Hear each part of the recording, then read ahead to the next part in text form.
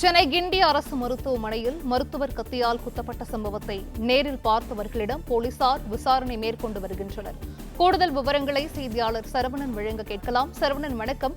எத்தனை பேரை போலீசார் அழைத்து சென்றிருக்கிறார்கள்? சரவணன், சென்னை கிண்டியில் உள்ள அரசு பன்னோக்கு மருத்துவமனையில இன்று காலை நோயாளி ஒருவருடைய உறவினரால் கத்தியால் குத்தப்பட்ட இந்த சம்பவம் தொடர்பாக கிண்டி காவல்துறையினர் தொடர்ந்து விசாரணை மேற்கொண்டு வருகின்றனர். அந்த நபரை பிடித்து காவல் நிலையத்தில் வைத்து விசாரித்து வரக்கூடிய நிலையில் அந்த மருத்துவரினுடைய அறையில் இருந்த 2 செவிலியர்கள், ஒரு ஆண் மருத்துவர், இந்த 3 பேரையும் தற்பொழுது காவல் நிலையத்திற்கு போலீசார் அழைத்து வந்திருக்கிறார்கள்.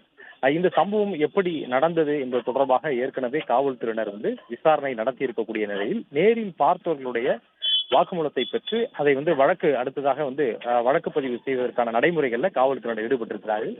இதனால் மருத்துவர் பாலாஜியினுடைய அறையில் இருந்த ஒரு இளநிலை மருத்துவர், 2 பெண் செவிலியர்கள், இந்த 3 பேரையும் தற்பொழுது காவல் நிலையத்திற்கு அழைத்து வந்திருக்கிறார்கள். அவர்களிடம் விசாரணை நடத்தப்பட்டு அதன் தொடர்ச்சியாக சட்டப்பிரிவுகளை சேர்த்து வழக்கு பதிவு செய்யப்படும் என்றும், அதற்கு பிறகு கைது செய்யப்பட்ட நபர் நீதிமன்றத்தில் ஆஜர்படுத்துவதற்காக கொண்டு செல்வதற்கான நடைமுறைகள் தொடங்கும் என்றும் காவல்துறை தரப்புல தெரிவிக்கப்பட்டுள்ளது.